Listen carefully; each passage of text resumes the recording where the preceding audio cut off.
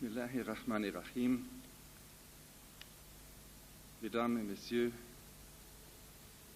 je vous dois d'abord une explication en ce qui concerne le thème. Je ne suis pas un raciste. En effet, je n'ai pas proposé de parler sur l'esprit français et l'islam. Et une fois que j'ai été averti de ce thème, les invitations étaient déjà faites, donc je me suis dit, il faut être capable de parler de n'importe quel sujet, donc je parle également un peu sur l'attitude historique et le rôle historique des Français vis-à-vis le monde musulman. Ce qui est important parce que il faut, pour comprendre le monde islamique d'aujourd'hui, se rendre compte des cicatrices qui restent et du dommage fait par des politiques qui étaient explicables dans le contexte de leur époque, mais qui quand même laissent des traces douloureuses.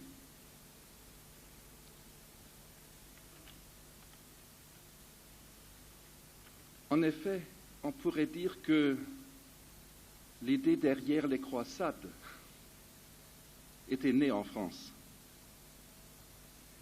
Pierre Vénérable était le chef à Cluny. Lui avait donné l'ordre de traduire pour la première fois le Coran au latin. Ceci a été fait à Toledo, en Espagne. Mais en dépit du fait qu'on avait donc une connaissance pas mal du contenu du Coran, la propagande des croisades était peut-être le premier cas d'une politique de désinformation. Les gens des croisades étaient convaincus que le dogme des musulmans était « il n'y a pas d'autre Dieu que Muhammad ». Incroyable, vraiment incroyable, parce qu'ils savaient mieux. Mais la dénigration de l'islam a commencé d'une manière systématique pour motiver les croisés déjà au XIe siècle. Plus tard, la France, dans l'époque des colonies,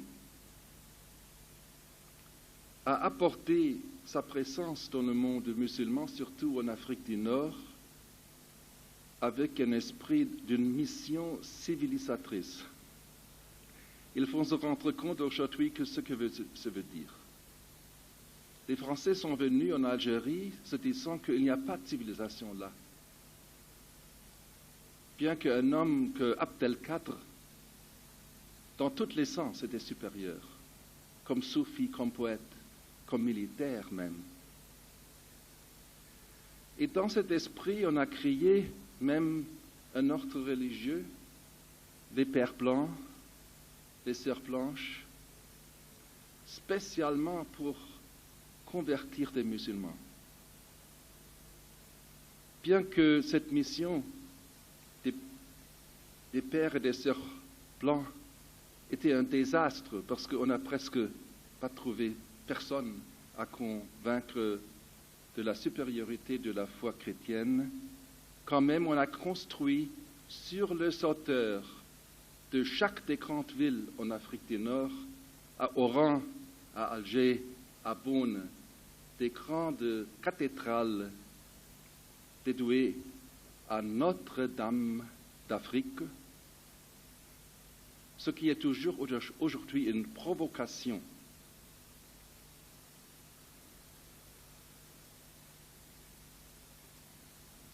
Heureusement, il y avait des gens comme le maréchal Lyautey qui, pour des raisons peut-être d'une intelligence supérieure, sinon d'un cœur plus sensible, ont sauvé, par exemple, le Maroc de la destruction de leur ville. Au Maroc, on trouve une ville qui s'appelle Nouvelle Fès, à côté de Fès. Nouvelle Marrakech, à côté de Marrakech. Et la même chose concerne d'autres villes, à la place de détruire les anciennes villes. En Algérie, c'était le contraire. Quand les Français sont venus, il y avait plus de 300 mosquées. Quand ils sont partis en 1962, j'étais là parce que j'étais déjà affecté à notre consulat général d'Alger pendant la guerre d'indépendance. Quand les Français sont partis, il y avait 8 mosquées. Et la grande mosquée, la mosquée de Vendredi, avait servi comme cathédrale. Le dernier archevêque français à Alger, qui avait vu ce que ses prédécesseurs avaient fait construire une propre cathédrale avec l'intention de rendre l'ancienne mosquée aux musulmans. Et pour cela, il a été diffamé par les pieds noirs de l'époque qui l'ont appelé Mohammed Duval. Mohammed Duval.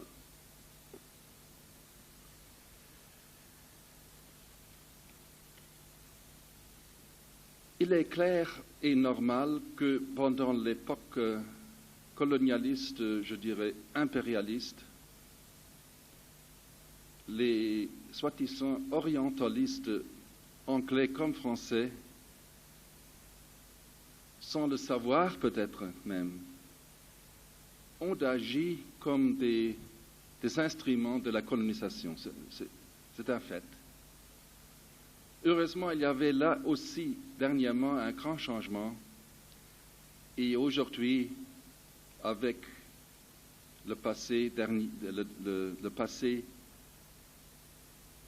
d'un homme comme Massignon, de Gimaret, de Jacques Berck, aussi l'orientalisme français a changé cap.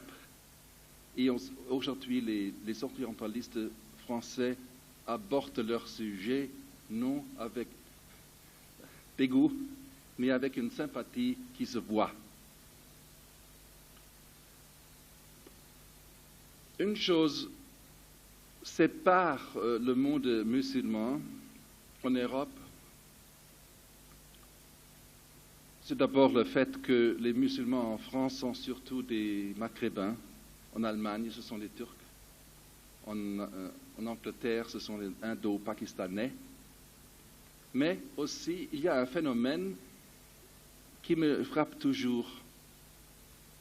La plupart des intellectuels français qui adoptent l'islam sont des soufis, adhèrent au mysticisme islamique et en particulier du type de Ibn Arabi, le Cheikh al-Akbar, comme on l'appelle, qui a vécu le XIIIe siècle et qui est mort à Damas, mais qui avait une passé formidable comme théologien et soufi, né à Murcia, en Espagne. C'était un Andalou.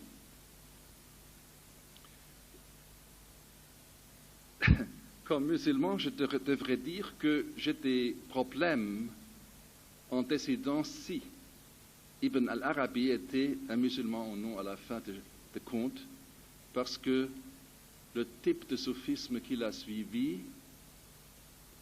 lui a formulé dans une petite phrase qui veut dire, en traduction de l'arabe, l'unité de l'existence. Pour lui, il n'y avait pas un Dieu transcendant. Si vous dites Dieu, il n'existe rien en dehors de Dieu, tout ce existe est divin, à ce moment-là, vous aussi, vous faites partie de la divinité. Et comme le fameux poète à Bagdad, Hallaj, qui a été exécutionné pour cela, Ibn Arabi aussi a parlé avec Dieu en échangeant les rôles. Donc, on pourrait dire que Ibn Arabi était un panthéiste. Et le panthéisme n'est pas acceptable en islam, parce que l'islam dit que seulement Dieu, c'est vrai, a une existence réelle. Tout le reste de ce qui existe dépend de lui, est contingent, mais existe quand même aussi long que Dieu le veut. Il y a donc une dualité d'existence. Dieu est transparent et immanent. On ne peut pas le réduire à une unité simple dans un sens ou dans l'autre sens. Le philosophe Schopenhauer, allemand, qui a vécu dans la deuxième moitié du XIXe siècle, il a une fois écrit « Le panthéisme est une façon polie d'abolir Dieu. » Une façon polie d'abolir Dieu. Ceci dit, il reste un fait que la plupart des Français de stature intellectuelle sont des akbaristes, suivent le soufisme type Ibn Arabi. Il s'agissait de René Guénon. René Guénon, qui était un scientifique extraordinaire de l'anthropologie sociale et qui était devenu un cheikh de son ordre et qui est enterré au Caire. René Guénon. Mais aussi Eva Vitré Meyerovitch et M. Chodkiewicz. Ça ne vous dit rien. Ou M. Gélis. De toute façon, si vous ne le connaissez pas, acceptez que c'est un fait. Et ce n'est pas le cas en Angleterre, ce n'est pas le cas en Allemagne. Les forces dominantes de l'islam en Angleterre, en Allemagne, ne sont pas soufis. Et à cause de cela, je me suis dit, peut-être il y a là quelque chose proprement dit française. Est-ce que ces gens-là qui adoptent non seulement l'islam, mais un islam soufi, type Ibn Arabi, font cela comme une surréaction, une contre-réaction au rationalisme descartien? Une autre explication, je suis venu pour vous parler et non pas pour vous lire quelque chose. Ces notes sont en anglais, je ne peux pas les lire. Ça me sert seulement comme un appui à ce que je veux dire. Passons maintenant directement à la mentalité européenne et l'islam, et laissons la France à côté. Si vous allez chez une librairie à Paris ou à Londres ou à Berlin, chaque grande librairie a toute une section pour des livres ésotériques. Il y a une section ésotérique. Et cette section devient de plus en plus grande. C'est incroyable, on a actuellement un supermarché des religions. Et vous pouvez devenir aujourd'hui n'importe quoi. Vous pouvez dire, je suis un chaman des peaux rouges. Et on dirait, c'est intéressant. il y a des femmes allemandes qui sont voyagées en Turquie pour adorer là, dans un endroit historique, pour adorer là les déesses, parce qu'ils sont des prêtresses des déesses. Même si un acteur aussi connu comme Richard Gere devient bouddhiste, personne ne réagit d'une manière hostile.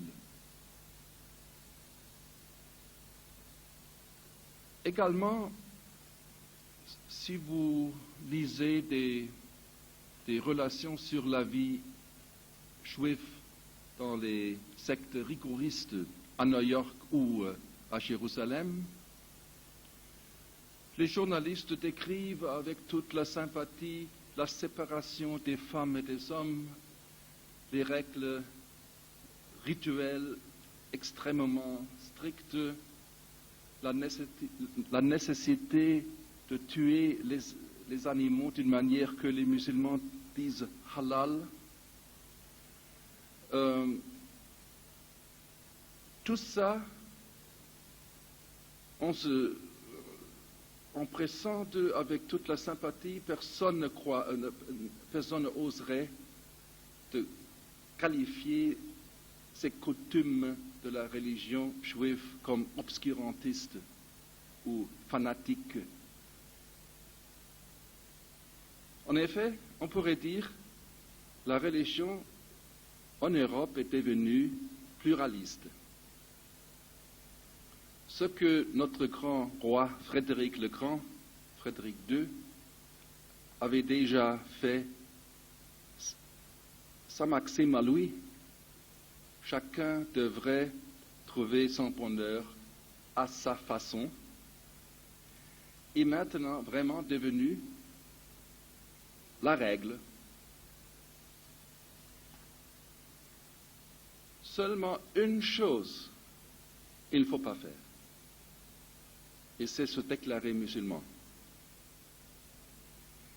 Toute la tolérance que vous trouvez pour les druides et les chamans, pour les bouddhistes et les juifs, toute cette tolérance s'évanouit tout de suite s'il s'agit de l'islam.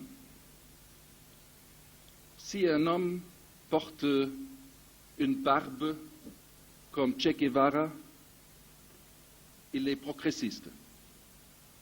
Si le même est un musulman, il est rétrograde, réactionnaire. Si vous avez des doutes en ce qui concerne mes paroles, essayez de construire en France une mosquée.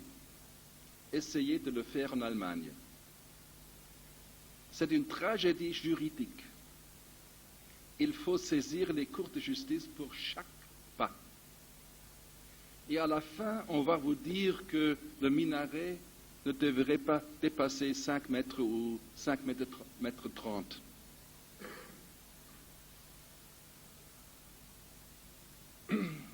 Si les musulmans demandent de tuer en Allemagne leurs bêtes de la manière juive, il est défendu pour eux. Ce qui est permis pour les juifs en Allemagne est défendu pour les musulmans. C'est-à-dire, on applique un double standard à l'islam, et ceci s'explique par les mémoires collectives. Ils auraient produit là toute une histoire de plusieurs siècles. Est-ce qu'on n'a jamais lu que un chrétien orthodoxe nommé Staline a tué des millions? Est-ce qu'on n'a jamais appelé Hitler un catholique? Oui. Oui, je vais parler de l'Algérie, parce que je connais l'Algérie très bien. Oui. Mais si un homme comme Saddam Hussein fait des choses terribles, on le nomme tout de suite, c'est le musulman. Est-ce qu'on n'a jamais lu qu'un chrétien américain a laissé tomber une bombe chrétienne atomique sur Hiroshima? Non, ce serait idiot. Mais s'il y a un soupçon que le Pakistan construit une bombe atomique, on l'appelle, avant qu'il n'existe déjà, une bombe islamique. Même en Bosnie, on n'a jamais appelé Karadzic un fanatique orthodoxe. Non. Bon, maintenant il faut essayer d'expliquer comment cette mentalité s'est produite. Et il me semble que là, nous sommes tous, de chaque côté, les victimes des mémoires collectives. Et les mémoires collectives sont une réalité. Prenez les Allemands. Les Allemands se sont vus en face de l'islam seulement et pour la première fois au Moyen Âge, parce que le sultan turc avait l'habitude d'essayer de conquérir Vienne, et dans ce but, il a lancé ses troupes tous les 2 ans vers l'Europe centrale. Et quand Vienne était entourée, il y avait le siège de Vienne, la cavalerie légère turque est pénétrée jusqu'en Bavière. Pour cela, les Allemands ont rencontré l'islam à travers les Turcs d'abord, et deuxièmement comme une menace. Donc, l'islam en Allemagne a été associé avec peur. Aujourd'hui, les Turcs viennent encore.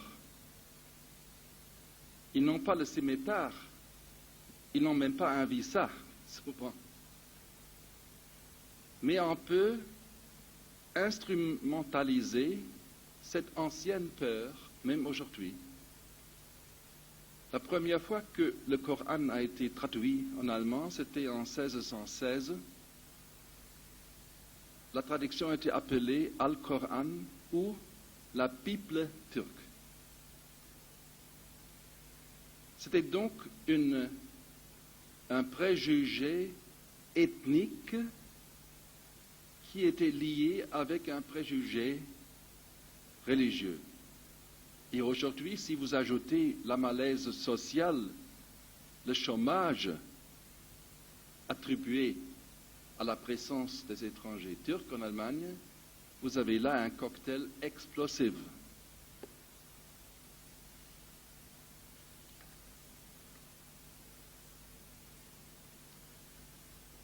Cette idée que l'islam est expansif et agressif ne date de ce millénaire, ça date déjà du millénaire précédent. Parce que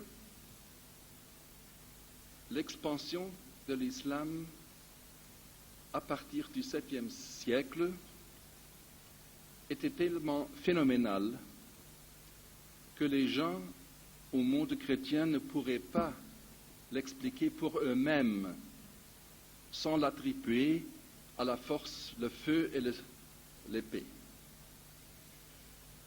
Mais ce qui s'est réellement déroulé était tout à fait différent. On sait exactement le nombre des chevaliers arabes qui existaient et il était absolument impossible que quelques dizaines de milliers de chevaliers arabes pourraient conquérir dans quelques décades la moitié du monde connu. Du Hijaz jusqu'en Inde et jusqu'en Espagne. Ce qui vraiment s'est déroulé, c'était que le monde chrétien était ficelé parce qu'il y avait de nombreux sectes, y inclut des donatistes en Algérie aujourd'hui, les nestoriens, les ariens, Et parmi eux, la plupart n'ont pas cru à la divinité de Jésus. C'est-à-dire le fameux concile de Nicée en 325, qui a passé le dogme de la consubstantialité de Jésus avec Dieu, avait détruit les liens entre beaucoup de chrétiens. Donc il y avait tout un monde chrétien qui, jusqu'au venu de l'islam, ne croyait pas à la divinité de Dieu. Donc, ce que les musulmans leur disaient, ils avaient déjà. Ils avaient toujours traité Jésus comme un prophète. Deuxièmement, de vivre sur le joug de l'Empire byzantin n'était pas facile. Et la tolérance de l'islam envers des autres religions, le fait que les musulmans n'ont pas posé l'alternative ou l'islam ou la mort, mais les options ou l'islam ou rester ce que vous êtes, était nouveau. Et à cause de cela, il n'est pas vrai non plus que cette fameuse librairie extraordinaire d'Alexandrie avait été détruite par les musulmans. Tous les historiens de notre jour savent que ce n'est pas vrai, mais ça se écrit toujours dans les livres d'histoire. Dans ce contexte, il faut se rendre compte qu'il était un choc, un grand choc pour les chrétiens, que l'islam est venu après le christianisme, parce que pour les chrétiens, comme pour les musulmans aujourd'hui, leur religion, elle était la dernière, la religion concluante.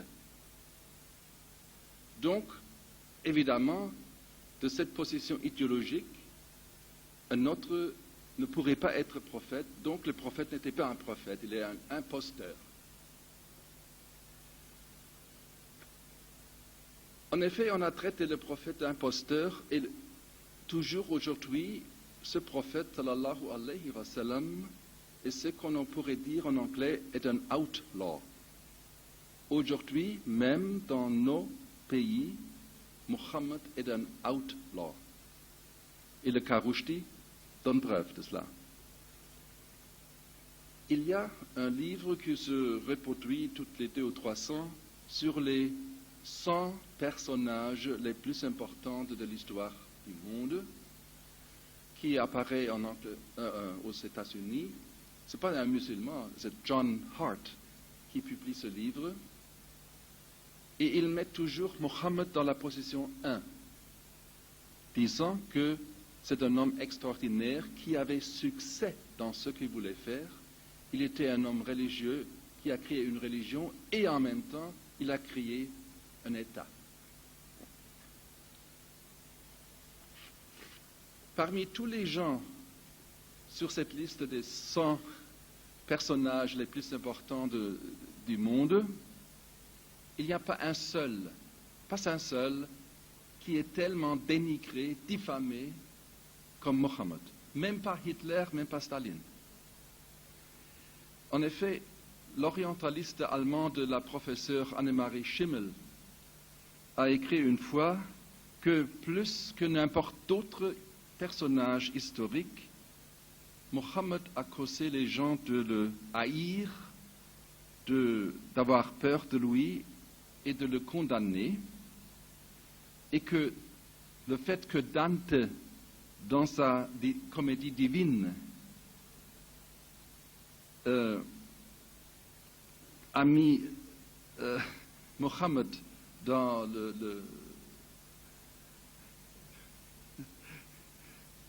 je ne sais pas quelle section, mais c'était presque le dernier, simplement à exprimer ce que la plupart des gens en Europe médiévale ont songé de toute façon.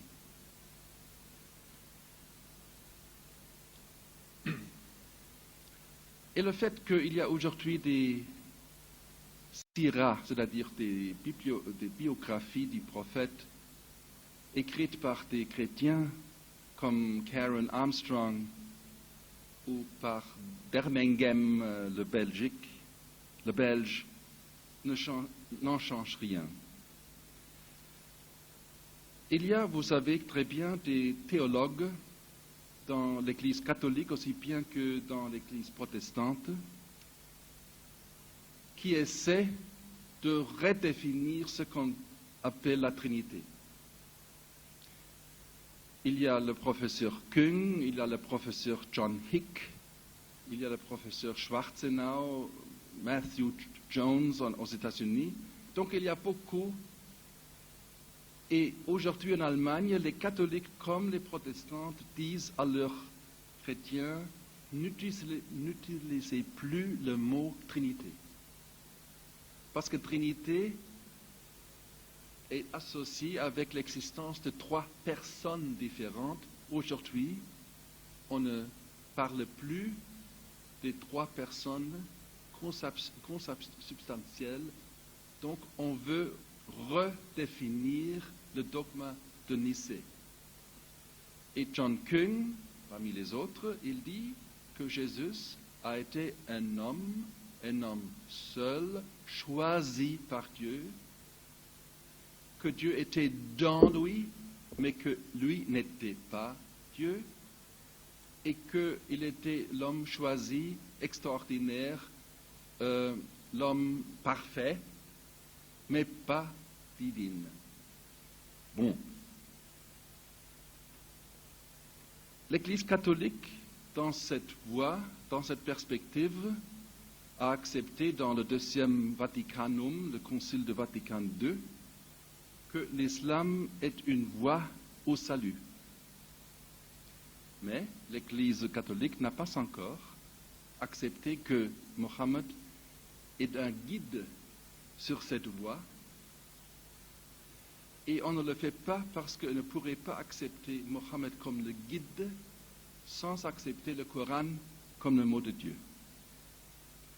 Donc, nous sommes plus proches, mais pas encore au même terrain.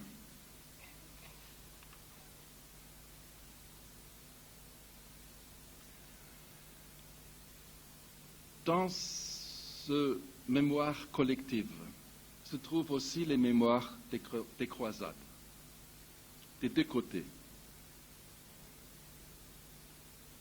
Des professeurs musulmans d'histoire me disent que le dommage fait par les croisades est moins que le dommage fait par la colonisation. Je dois l'accepter, mais ils disent encore que les croisades, que la colonisation était la continuation des croisades. Mais les croisades ont certainement causé un choc parmi ceux qui sont rentrés, parce qu'ils ont fait des sacrifices énormes pour combattre les brutes non civilisés au Moyen-Orient. Et une fois là, ils ont constaté que la civilisation était de l'autre côté. La tolérance était de l'autre côté. Et un homme comme Salah ad-Din les a absolument bouleversés. Ils ne pouvaient pas les croire. Et que Saladin est devenu une légende à l'Ouest est symptomatique pour l'impact de cette rencontre des chrétiens et des musulmans à l'époque des croisades. Une autre chose, peut-être vous ne le savez pas, mais Istanbul, quand Istanbul était toujours Constantinople, avait été déjà une fois avant les musulmans conquéris et détruits et saccagés. Par qui? Par les croisés. En 1205, c'était les croisés qui ont saccagé Constantinople au bout. Jamais cette ville a tellement souffert comme sous les croisés. Et à cette époque, l'empereur byzantin s'est réfugié chez les musulmans.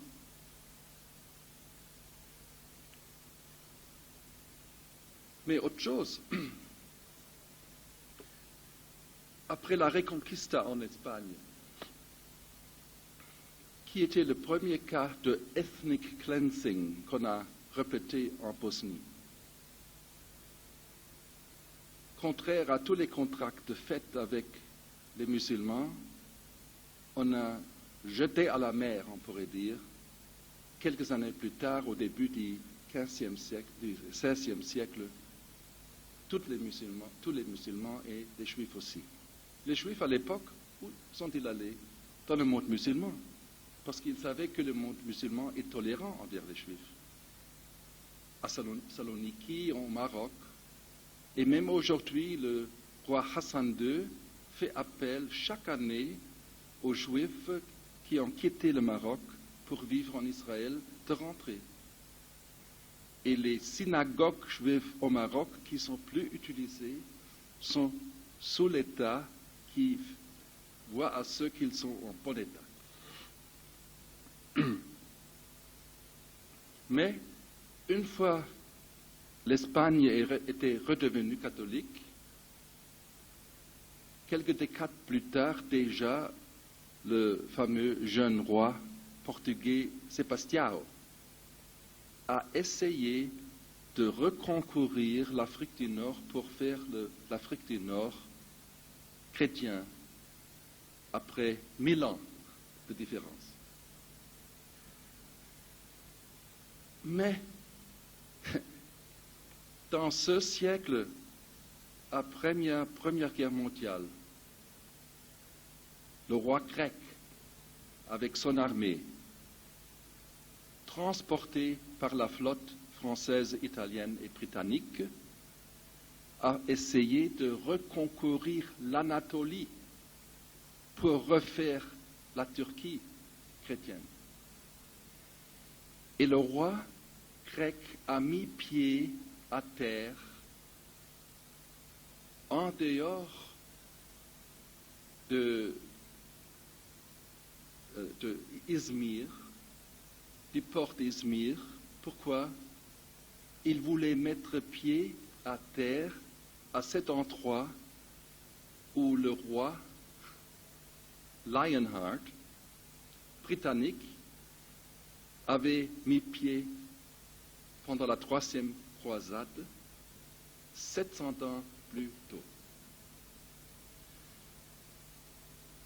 Dans ces contextes, est-ce qu'il est vraiment difficile à comprendre que le monde musulman a peur aussi du monde occidental, que cette peur est mutuelle? Chaque côté a beaucoup de raisons d'avoir peur.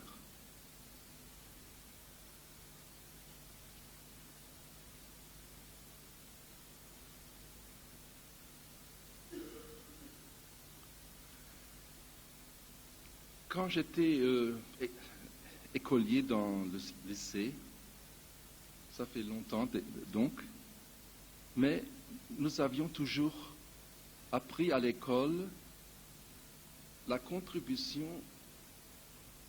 de Avicenna ou de Averroès à la civilisation et à la philosophie européenne. Mais personne ne nous a dit que c'était des Arabes ou des musulmans. Personne. Il existait dans nos livres comme des personnalités de l'histoire spirituelle de l'humanité, mais qu'ils étaient des musulmans n'était pas mentionné.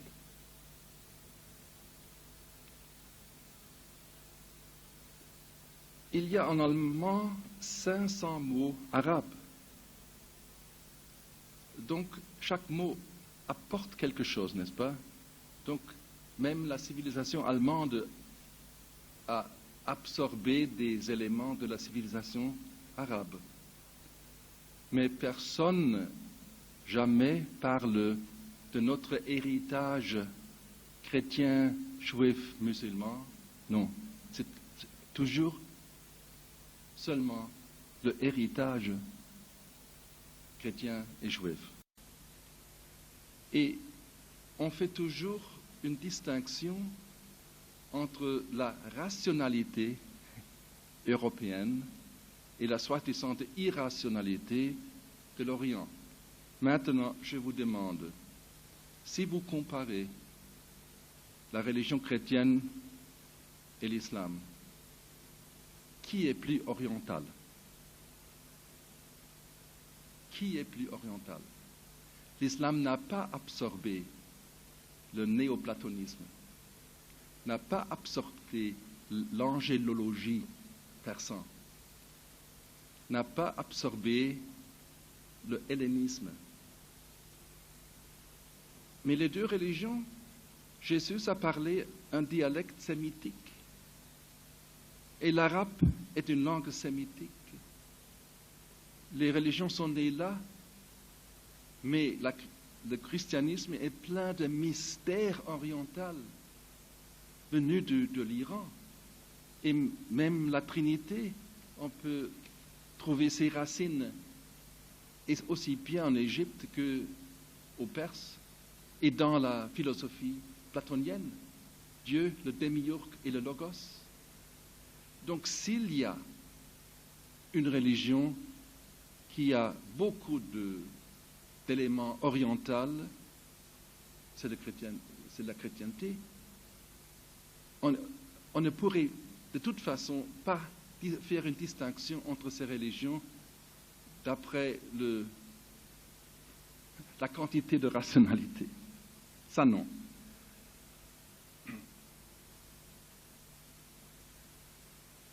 Et maintenant, la colonisation, il semble est derrière nous,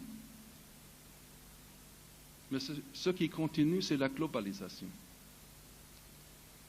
Je sais bien que la globalisation n'est pas une voie unique par nature.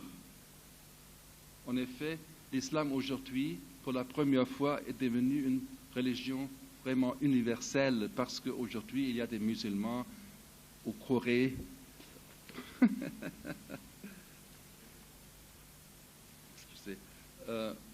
En Argentine, en Bolivie, aux Seychelles, en Ukraine, il y a presque 600 000 musulmans à Moscou. Dans ce sens-là, l'Internet est neutre. Mais comme l'eau coule d'eau en bas, la supériorité technologique coule d'eau en bas et évidemment une technologie transporte avec elle une idéologie. Et dans ce sens-là, les musulmans se sentent en état de siège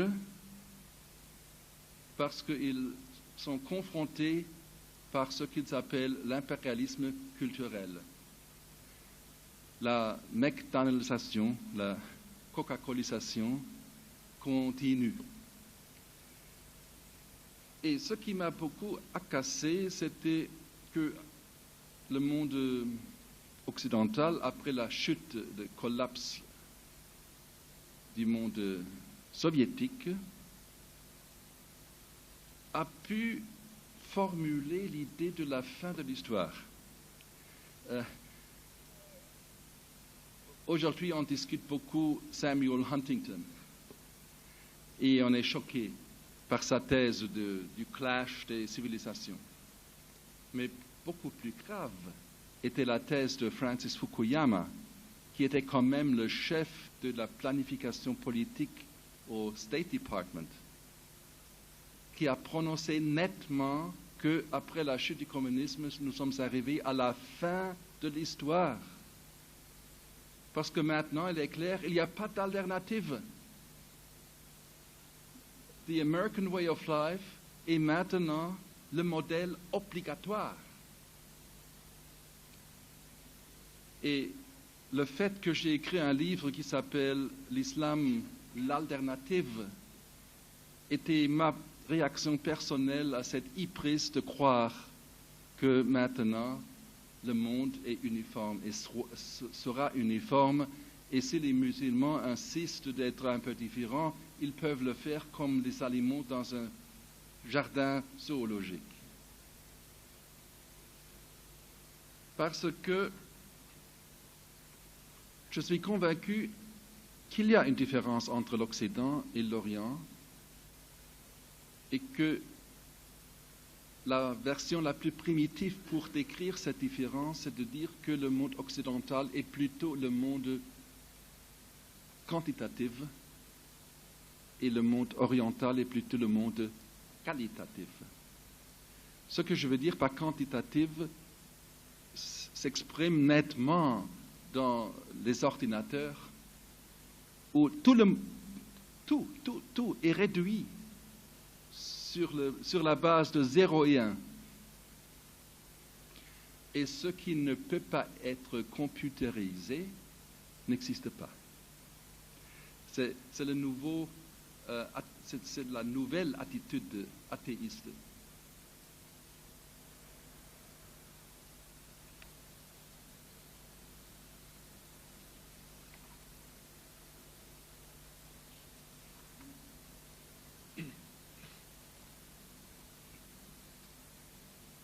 Vous savez qu'il y avait en Allemagne un homme called Eichmann qui était saisi et exécutionné de justesse en Israël pour meurtre, bien que lui, personnellement, n'a jamais fait mal à personne. Il a exercé son métier criminel, être assis, comme moi maintenant, derrière une table. Et pour ce type de criminel, nous avons inventé un mot en allemand, Schreibtischtäter. C'est le criminel à table.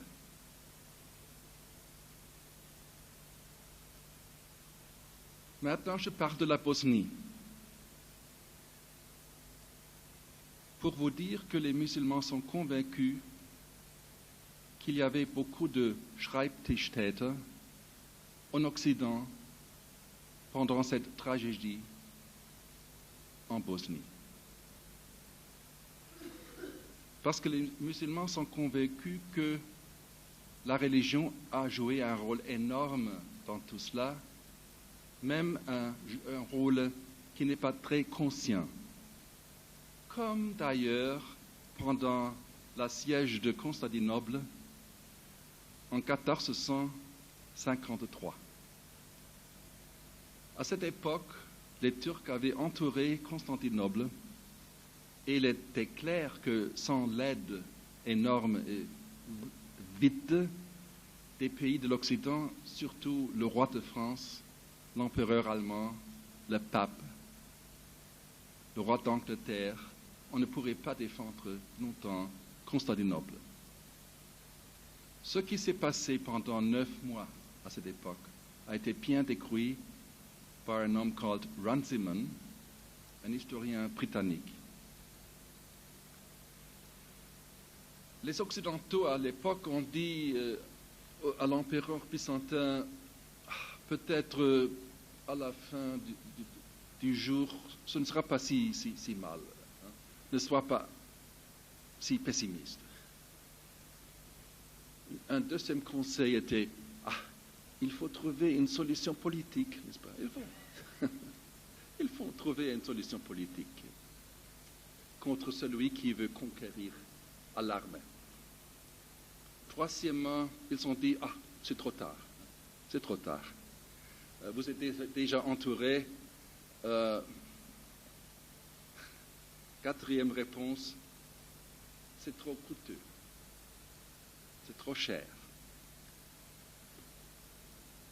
À un moment où il était vraiment trop tard, le pape a demandé à Venise de lui louer 2 frégates.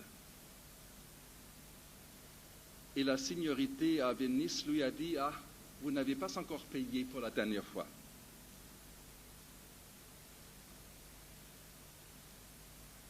Mais il y avait un autre argument. Et ce n'était pas exprimé ouvertement, sauf par des petites charges. Et c'était que ça leur sert bien. C'est hérétique, dissentin. Parce que pourquoi ils se sont refusés de réunir avec l'Église catholique? Pour les gens à Rome, il était mieux d'éliminer les orthodoxes que d'avoir l'islam à Constantinople. Ça semble incroyable, mais c'est vrai. Et dans ce même sens, je vous demande maintenant, imaginez-vous que les Serbes sont musulmans et que les Serbes auraient fait tout ce que les Serbes ont fait contre les Bosniaques, et imaginez-vous que les Bosniaques étaient catholiques. Croyez-vous pour un moment que les pays occidentaux auraient hésité un moment d'intervenir avec force? Dans mon travail à l'OTAN, et après, j'étais participant dans des exercices du staff. Chaque année, on a fait un exercice called HILEX, un autre exercice qui s'appelait WINTEX ou FALEX, pour exercer les possibilités de contenir un conflit, de faire une escalation contrôlée pour déescaler à la fin, donc pour dominer une situation sans qu'il explose. Donc, l'OTAN et tous les gouvernements de l'OTAN avec toute une liste de choses à faire. Vous savez par exemple que si vous faites une menace, il ne faut pas ajouter à cette menace une longue date. Si vous dites, si vous n'arrêtez pas de faire ce que vous faites, après 3 mois, je vais vous battre. Mais c'est exactement ce qu'on a fait. Toutes les menaces faites contre la Serbie étaient faites d'une manière que c'était clair que l'Ouest ne voulait pas suivre ses propres menaces. À mon avis, les gens à Paris, à Londres et à Bonn ne sont pas stupides. Donc il faut arriver à une autre réponse pour expliquer ce comportement. Et à mon avis, c'était Schreibtisch-Täterschaft. Les gens, sans leur rendre compte eux-mêmes, avaient des préjugés religieux. On ne voulait pas un État islamique en Europe centrale. C'est bien clair. Et si vous aurez lu la presse grecque, il était absolument clair. La presse grecque a écrit et l'épiscopat grec a dit il faut saisir à cette dernière chance d'éliminer l'islam de l'Europe. Ceci on aurait dû faire il y a des siècles. Maintenant, c'est la window of opportunities pour le faire. Incroyable, incroyable.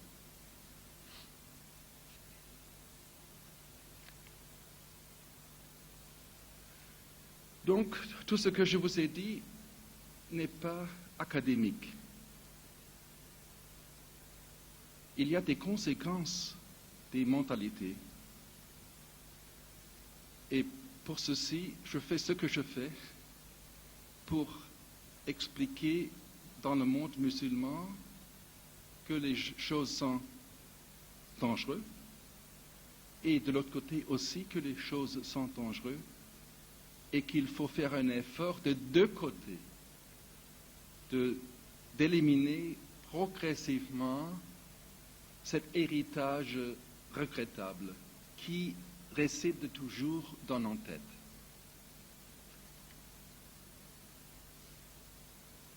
Parce que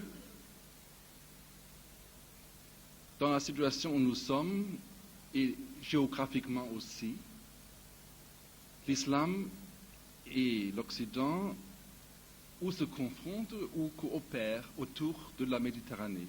On ne peut pas faire autrement. Une confrontation serait tragique et catastrophique.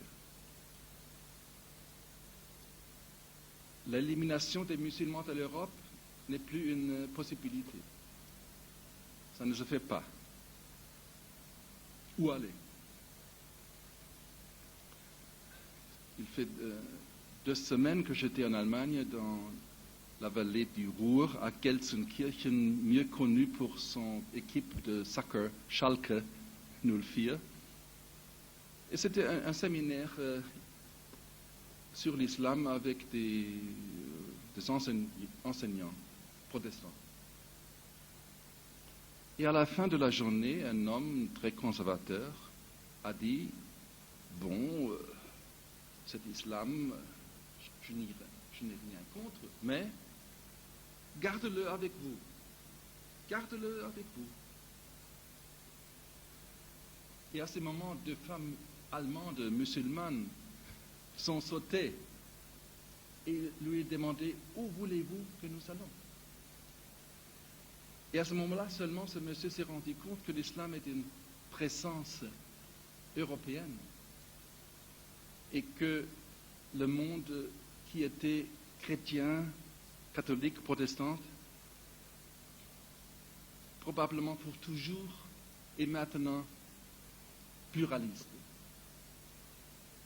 Je sais qu'à la fin même du XIXe siècle, il était difficile en Allemagne de se marier à travers la religion catholique ou protestante.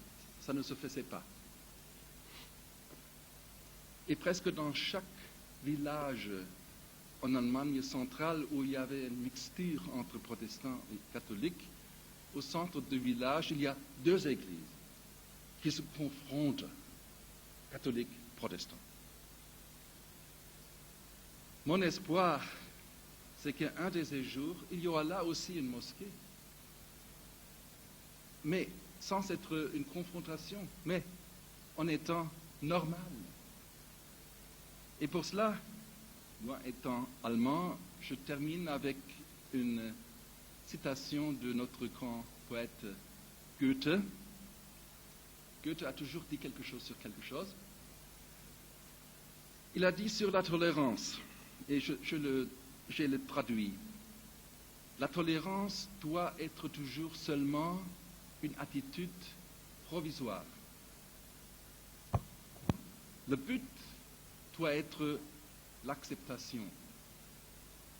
Seulement tolérer veut dire insulter. C'est ce qu'il a dit. Seulement tolérer veut dire insulter. Il faut dépasser la tolérance jusqu'à ce qu'on accepte l'autre comme il est. Et j'espère que ceci se fait aussi bien dans le monde musulman qu'au monde occidental. Je remercie beaucoup.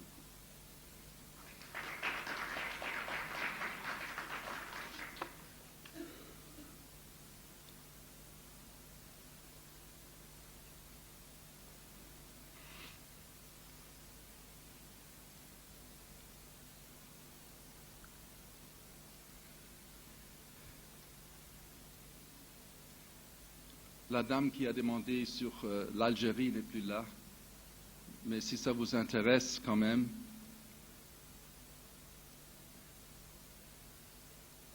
la situation en Algérie est d'une guerre civile. Et les guerres civiles ne sont pas une spécialité islamique. Il y a les guerres civiles partout. Et les guerres civiles résultent normalement du fait qu'il n'y a pas une autre manière de changer le status quo. Dans des États qui sont démocratiques, il n'y a pas de guerre civile.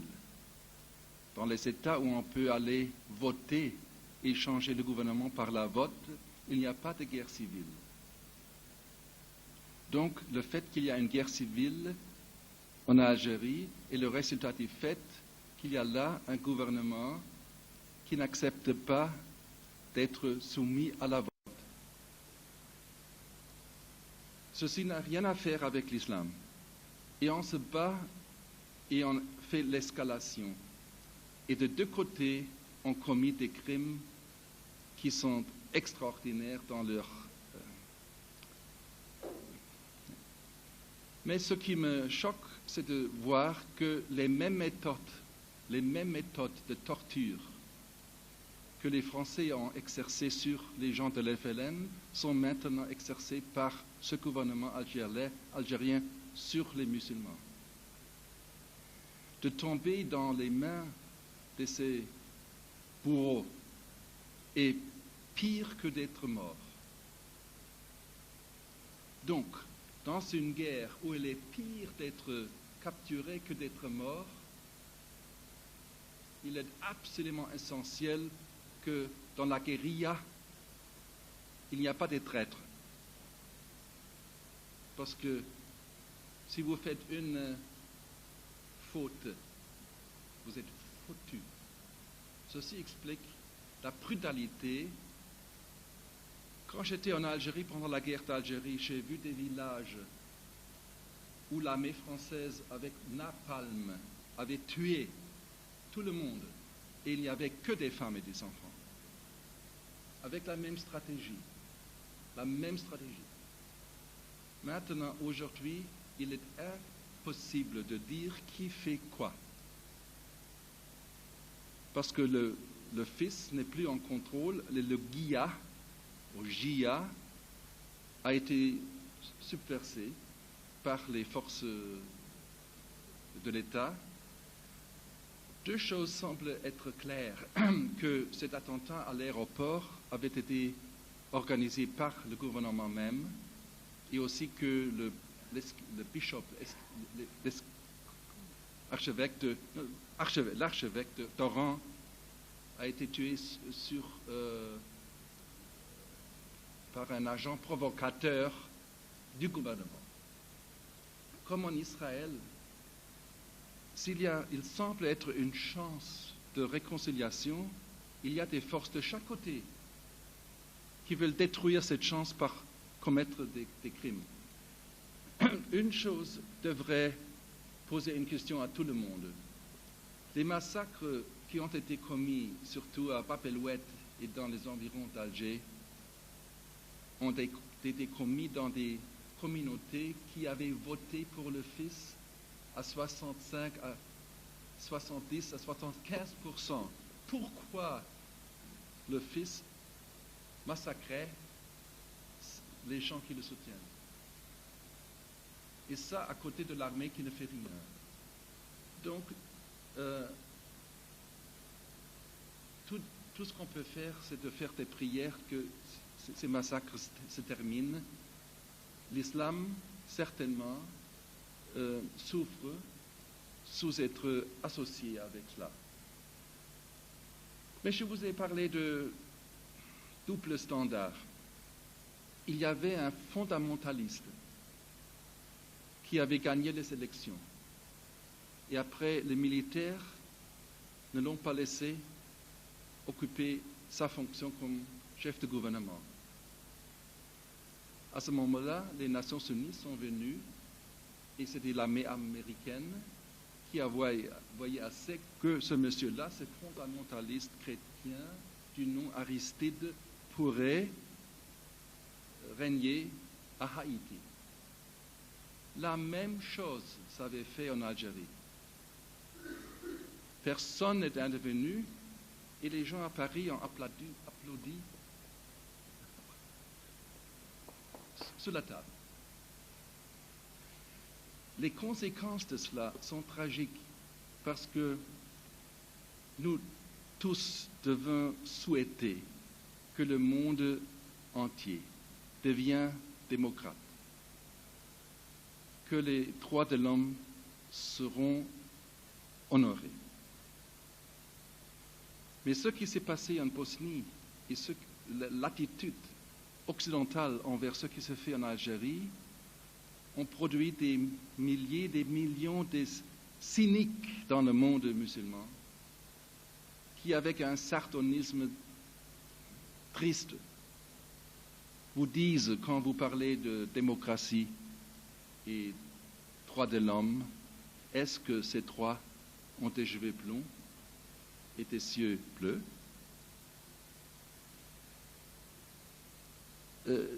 Donc, il faut se rendre compte toujours des conséquences à long terme de ce qu'on fait, parce que, comme je vous disais au début, les mémoires collectives sont une réalité.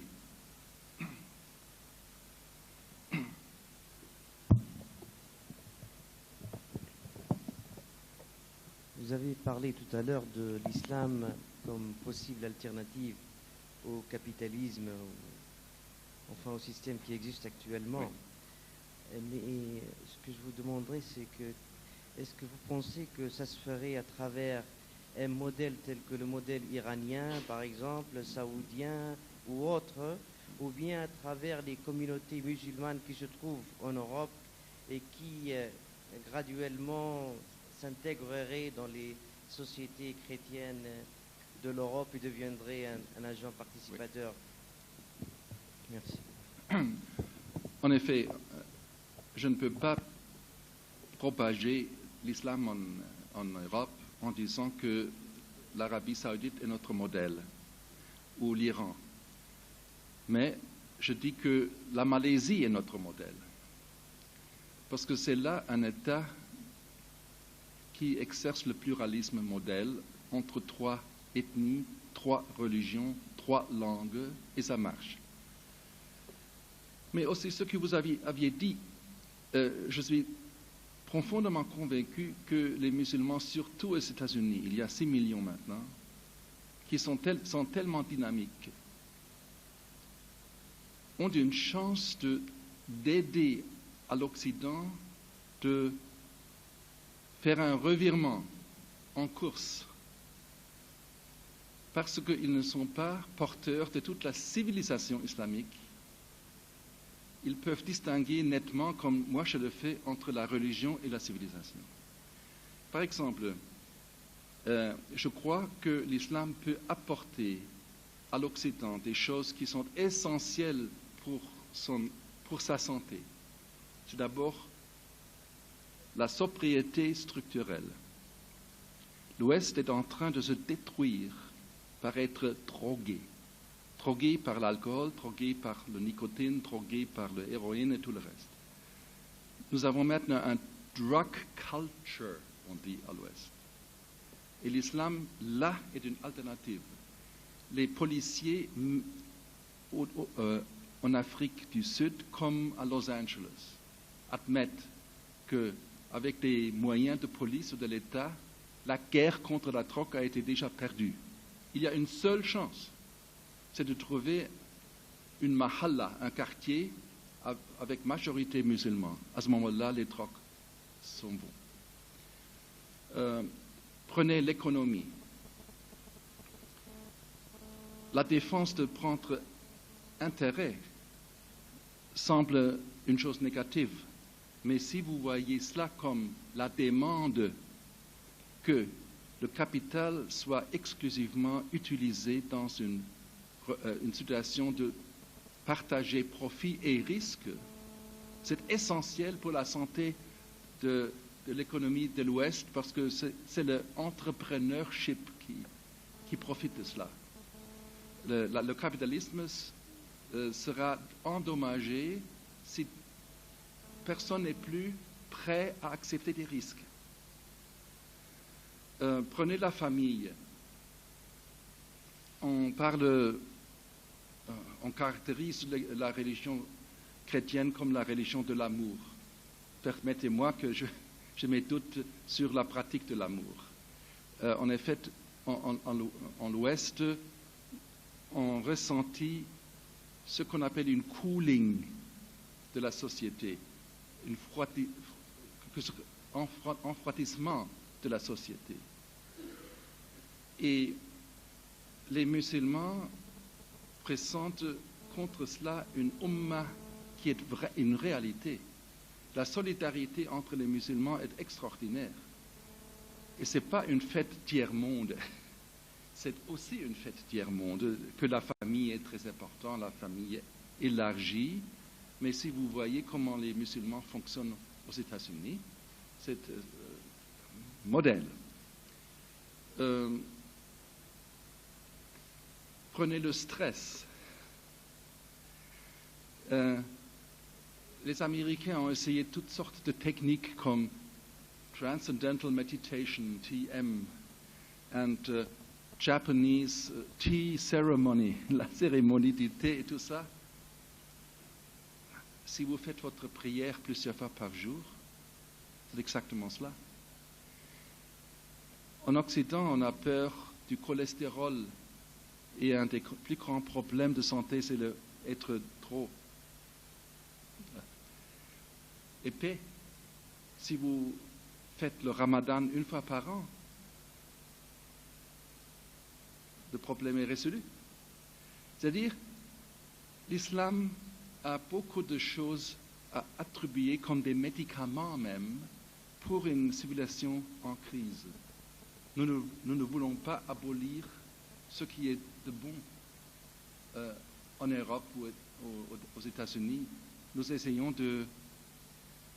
d'aider à cette civilisation de retrouver ses valeurs, ses normes, sa sécurité. On critique beaucoup Max Weber aujourd'hui parce qu'il n'avait pas de connaissances suffisantes sur le reste du monde. Il a jugé sur une base trop restreinte de faits. D'abord, comme pour l'État, également pour l'économie, le Coran et la Sunna démontrent une énorme flexibilité. Il n'y a pas un modèle d'État islamique ou un modèle d'économie islamique. Il y a plusieurs modèles qui sont acceptables, ce qui donne à la charia beaucoup de flexibilité. Ceci dit, il est clair que l'islam insiste sur la priorité de la propriété privée. Les cas où l'État peut être propriétaire sont énumérés. Et ce sont 6, comme l'air, les fleuves et les richesses souterraines. Et à part cela, c'est vraiment seulement la défense de riba, de l'intérêt, qui est fixe. Tout le reste sont des principes de viser la justesse sociale et de donner priorité à la spiritualité de l'homme en ce qui concerne la consommation.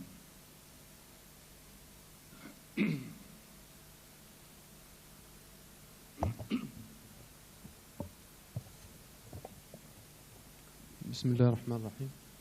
Ma question est, je comprends bien, vous avez expliqué dans votre intervention que les raisons historiques du peur de l'islam. Je comprends ça pour par exemple, un Européen moyen, mais je ne comprends pas que l'élite ou bien les intellectuels européens refusent par exemple de discuter l'islam. Pourquoi par exemple on ne discute pas l'idée islamique au fond, c'est-à-dire indépendamment d'être par exemple c'est-à-dire de suivre l'Iran sur l'Arabie Saoudite, c'est-à-dire l'idée islamique elle-même, l'islam lui-même, pourquoi on ne le discute pas comme idée, comme une idéologie par les Ceci que vous dites est le résultat d'un mouvement qui a commencé en XVIIIe siècle, l'âge de raison, de illumination. Ce qui s'est fait était qu'on a détrôné Dieu et on l'a remplacé par l'homme. On a fait une divinisation de l'homme, aussi bien en divinisant l'État comme en divinisant l'individu. Il est intéressant de lire Voltaire, par exemple. Voltaire a correspondé avec Frédéric le Grand. Voltaire, comme Frédéric le Grand, ne voulait pas abolir la religion. Ils étaient tous des déistes. Goethe était déiste. Ils ont tous cru qu'il y a un être suprême que nous... Mais ils étaient contre l'Église, contre les dogmes, contre les prêtres. Mais, comme c'est souvent le cas, en combattant l'Église, ils ont également tué la religion tout simple, et Nietzsche, donc, 100 ans plus tard, a écrit que Dieu est mort. Et nous sommes toujours, en Occident, les victimes de ce mouvement. Les Européens se sont convaincus que, grâce à la rationalité de l'homme, ils pourraient réaliser ce qu'on appelle le projet de modernité en arrivant, grâce à cette supérieure rationalité de l'homme, à un monde pacifique et prospère. Ce qui s'est passé, 2 guerres mondiales, le Holocauste, l'emploi d'armes chimiques, l'emploi d'armes atomiques, ethnic cleansing, apartheid, une catastrophe morale après l'autre, et d'ailleurs, tout ça, pas dans le monde islamique, tout ça exclusivement dans le monde moderne, rationnel. Quand même, les Européens sont toujours triomphalistes, surtout les Américains, triomphalistes en ce sens que, en dépit de tous ces débâcles du modernisme, ils continuent de croire que c'est la raison. Mais il y a le postmodernisme. Ce sont des gens qui ont commencé profondément de critiquer cette surestimation du rationalisme. Maintenant, dialogue. Pourquoi pas dialogue? Il y a le dialogue chrétien-islamique, parce qu'il est une chose de croire en Dieu et de discuter l'image de Dieu qu'on a. Mais pour quelqu'un qui est athée, il n'y a aucune base. Il vous traite presque comme un animal, vous êtes indiscutable. Dans ce sens-là, nous sommes dans une position meilleure aux États-Unis parce que la réalité en Europe, c'est que l'agnosticisme, l'athéisme est devenu très large. On a déchristianisé l'Europe, pas les États-Unis. Aux États-Unis, presque chacun appartient à une église et on ne trouve pas des gens qui disent « je suis athée ». En Europe, il est difficile de trouver quelqu'un qui dit « je crois ». Donc, je dis toujours, le dialogue qui est possible ne sert pas beaucoup parce que les chrétiens, eux aussi, sont en train de devenir une minorité. Hein. Et ceux qui comptent, la majorité agnostique athée, ne parlent pas. Il y avait un musulman européen, autrichien, très important, Mohamed Assad, qui dans un essai « Islam at the Crossroads » publié en 1934, a fait une terrible prophétie.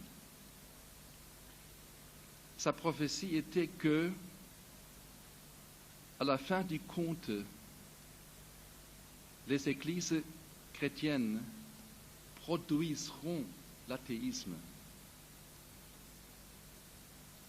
Son argument était que les gens qui sont penseurs et rationnels ne peuvent accepter des dogmes comme Trinité ou divinité de Jésus ou péché héréditaire. Donc, de plus en plus, ces penseurs seront aliénés du dogme chrétien. Et parce qu'ils ne connaissent pas l'islam, en rejetant l'Église, ils rejetteront Dieu. Il a écrit en 1934. Et nous vivons une telle situation. Dans 10 ans, dans le monde islamique, j'ai trouvé seulement un qui a dit, moi, arabe, je suis athée. c'était l'écrivain algérien Rachid Bouchetra. Dans le monde européen, c'est l'inverse.